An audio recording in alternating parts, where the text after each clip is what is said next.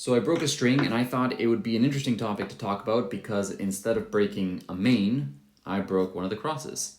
So I thought it'd be interesting to talk about whether that's just random or if there's a reason for it.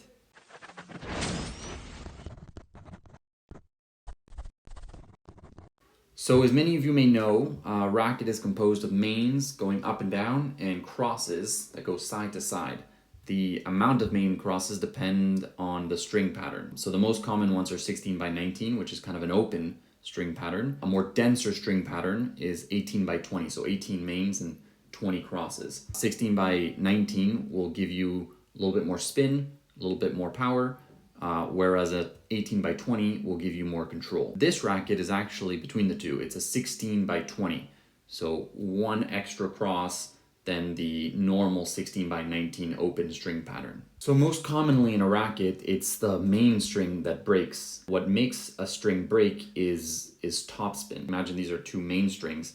It's essentially the strings opening and snapping back in place, which is going to give that rotation to the ball.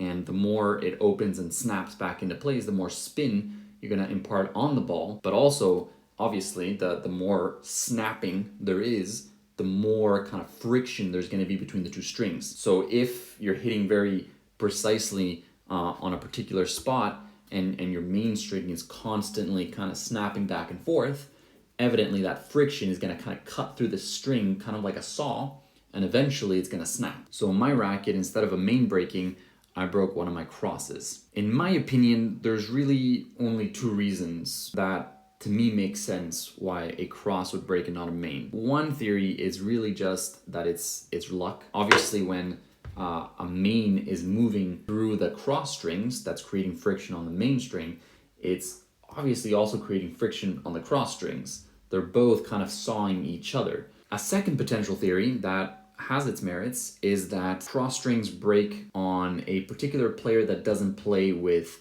a lot of spin, which does make a little bit of sense. If you think about it, if the main strings are snapping back a lot, right? They're expanding and snapping back a lot. That means that there's a lot of friction on the main string in a very specific place. But if there's a lot of snapback, that means that there's a lot of friction spread out through the crosses. So there's a very specific point that's receiving the friction in the main strings, and there's a large point that's receiving the friction in the crosses.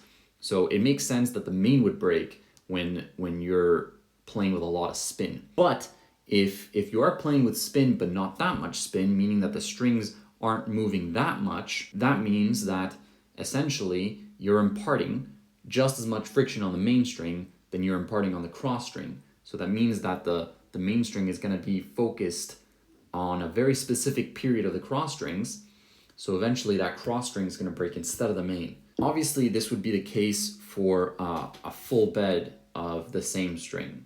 So quick reminder, for me, I'm using Diadem Flash, which is a very soft, round-shaped polyester. I use 16L, which is about like 128 millimeters. So it's a very thick gauge, increases durability. Diadem is mostly known for shaped strings. So this is their most popular Solstice Power, that if you can see, it's a star-shaped string. And then they have the Pro X, which is a hexagonal string. They're supposed to give you more spin. Generally, I'm a fan of multi-filament strings, so I prefer having more feel. So I like soft polyester strings, and that's what Flash gives me. So this is the one that I tend to use. Generally, I don't break polyester strings that often. I leave them on the racket between 15 to 20 hours, which honestly for polyester string is not something that I would recommend. I mean, when I was working at the tennis company, I strung a lot of rackets.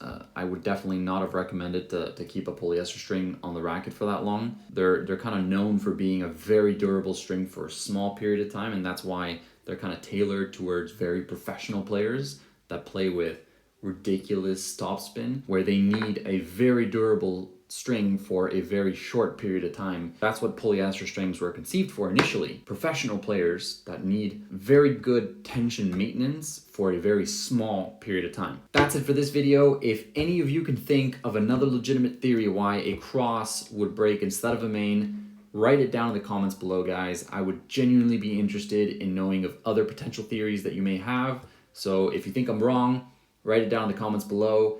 And if you think I'm right, well, I wouldn't mind you telling me that as well. Thanks for watching, and I'll see you guys again soon.